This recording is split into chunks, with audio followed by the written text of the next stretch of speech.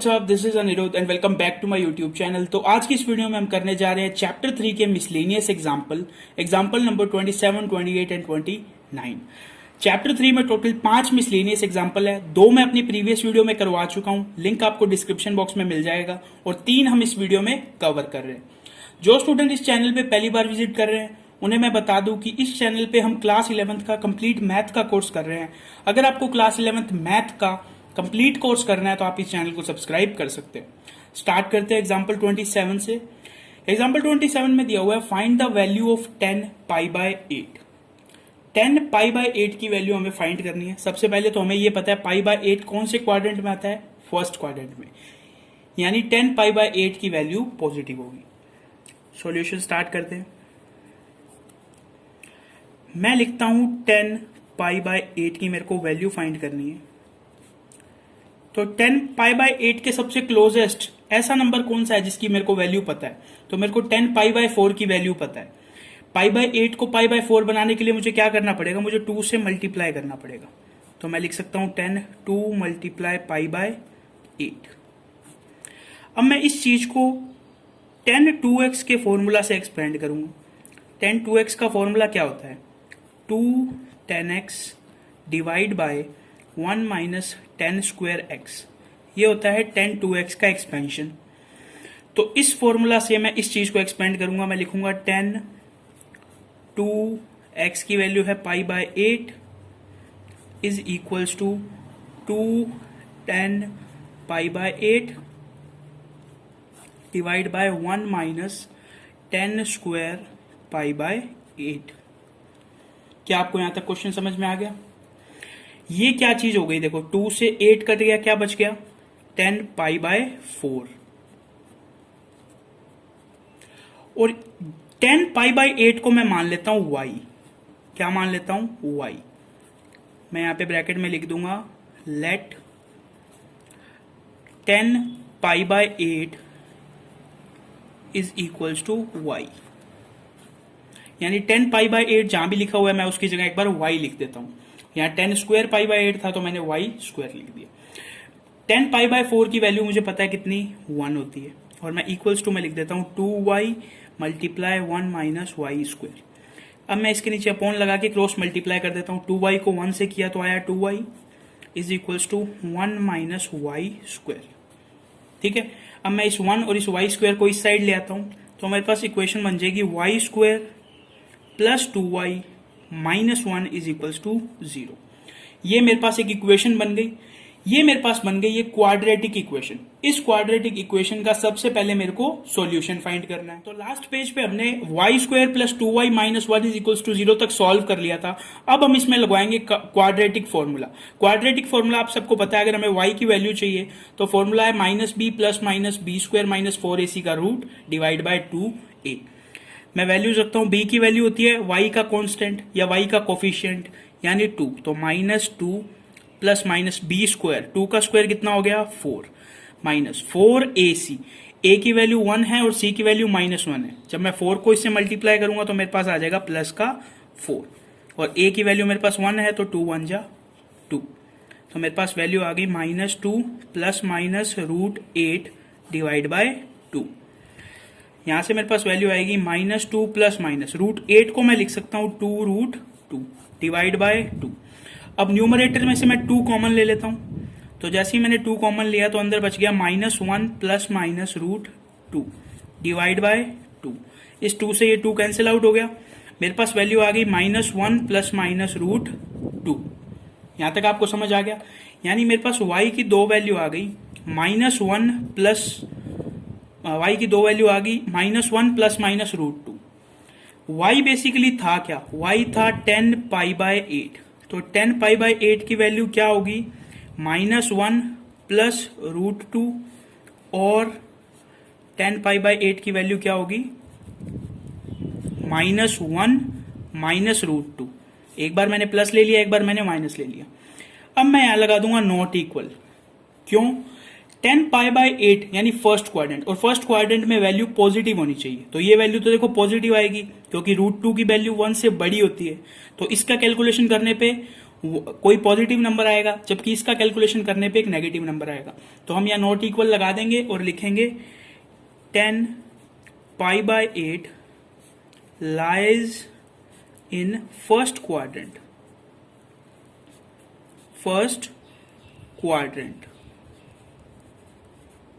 So last में हम इसकी वैल्यू लिख देंगे 10 π/8 इज इक्वल्स टू √2 - 1।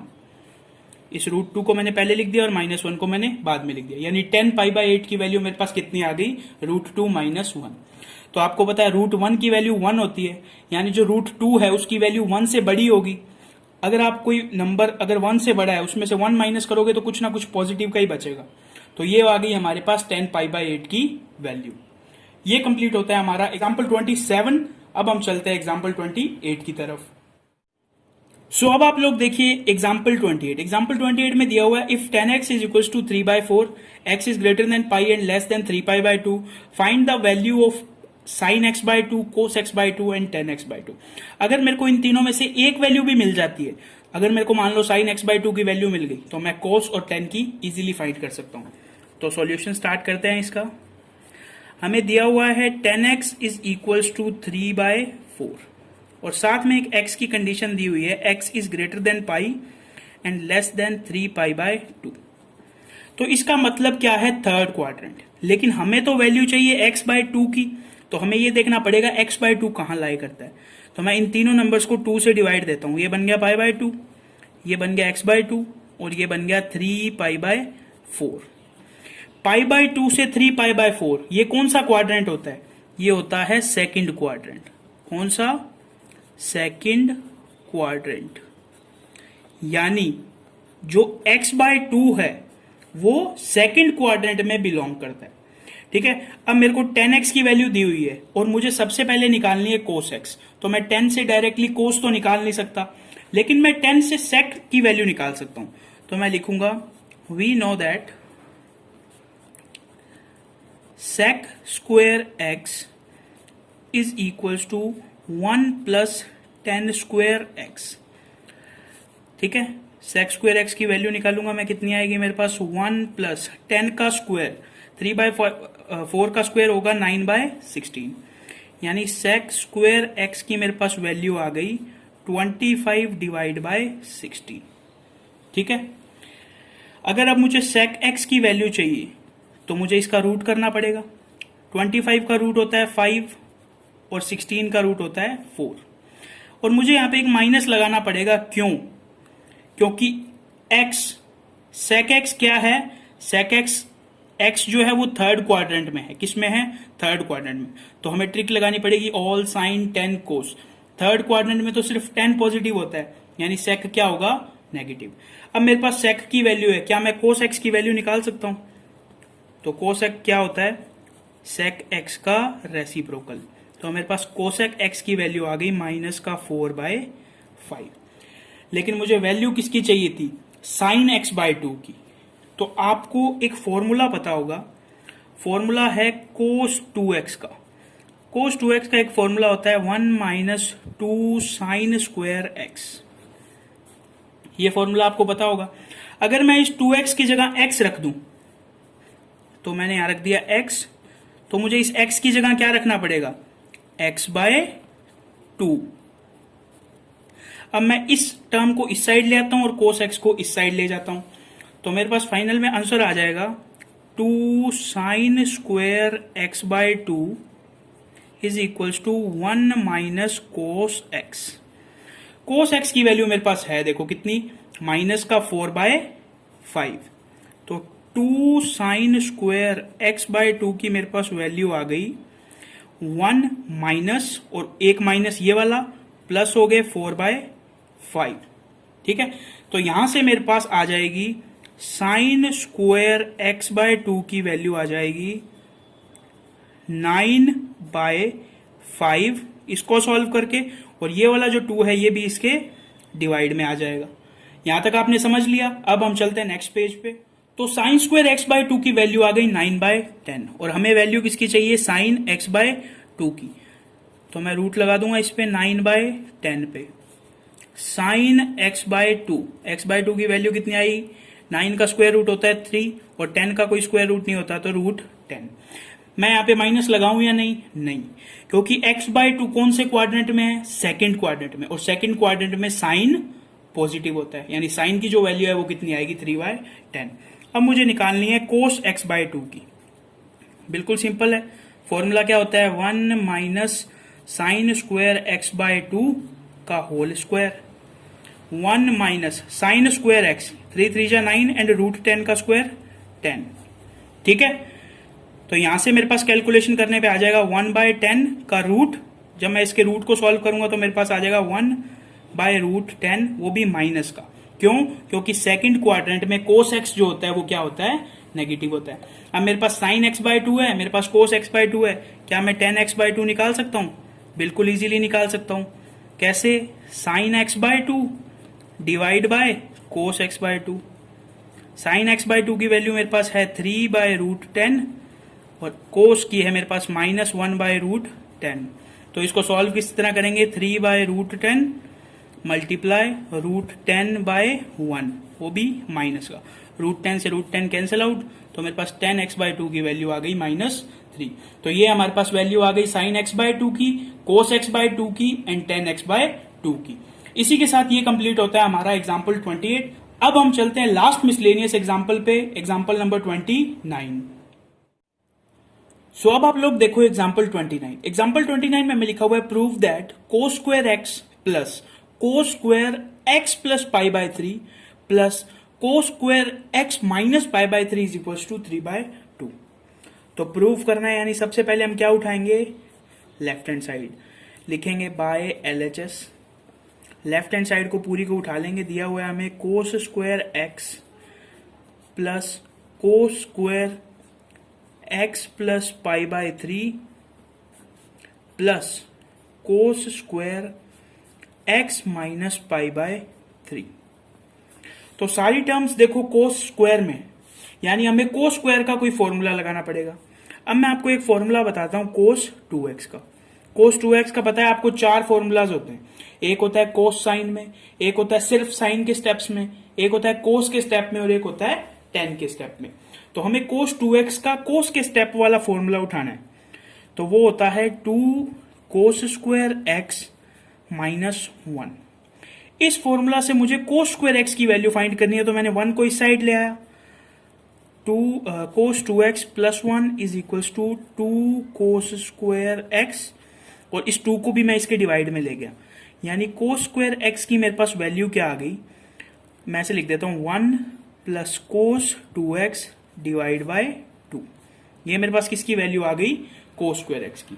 तो मैं इस कोस स्क्वायर एक्स की जगह क्या लिख सकता हूं, 1 plus cos 2x divide by 2। इस कोस स्क्वायर एक्स की जगह भी ये लिख सकता हूं और इस कोस स्क्वायर एक्स की जगह भी ये लिख सकता हूं। ठीक है, तो आगे करते हैं। देखो कोस स्क्वायर एक्स की जगह मैं लिख सकता हूं 1 plus cos 2x divide by 2। इस कोस स्क्वायर की जगह मैं लिख सकता हूं 1 प्लस कोस 2x की जगह मेरे को क्या लिखना पड़ेगा, x plus pi by 3 divide by 2 plus, same मैं इसके साथ कर सकता हूं 1 plus cos 2 x minus pi by 3 divide by 2। ये देखो ये मैंने लिखा है कोस 2 और x की जगह ये, कोस 2 और x की जगह ये। अब इन तीनों टर्म्स में से मैं क्या करता हूं, 1/2 को कॉमन ले लेता हूं, तो यहां पे बचा 1 प्लस कोस 2x प्लस यहां पे बचा 1 प्लस कोस, इस 2 को मैं अंदर मल्टीप्लाई कर रहा हूं, कोस 2x प्लस 2 पाई बाय 3। इस 2 को भी मैं अंदर मल्टीप्लाई कर रहा हूं, बचा मेरे पास 1 plus cos 2x minus 2 pi by 3। चीज आपको समझ में आ गई यहां तक। अब देखो ये 1 और ये 1 आपस में ऐड हो गया, तो मेरे पास क्या फॉर्मूला बन गया 3, फिर मैं लिखूंगा ये कोस 2x, फिर मैं ये लिखूंगा कोस 2x plus 2 pi by 3 plus cos 2x minus 2 pi by 3। ये देखो, इस चीज को देख के आपको कुछ याद आ रहा है? कोस ए प्लस बी प्लस कोस ए माइनस बी, ये किसका फॉर्मूला होता है? ये फॉर्मूला होता है 2 कोस ए कोस बी का। तो मैं पहले यहां पे फॉर्मूला लिख देता हूं। 2 कोस ए कोस बी का क्या फॉर्मूला होता है? कोस ए प्लस बी प्लस कोस ए माइनस बी, यही फॉर्मूला होता है किसका? 2 कोस ए प्लस बी, 2 कोस ए कोस बी का ये फॉर्मूला होता है। ठीक है, तो यानी मैं इन दोनों टर्म्स की जगह ये लिख सकता हूं, कोस ए प्लस कोस बी।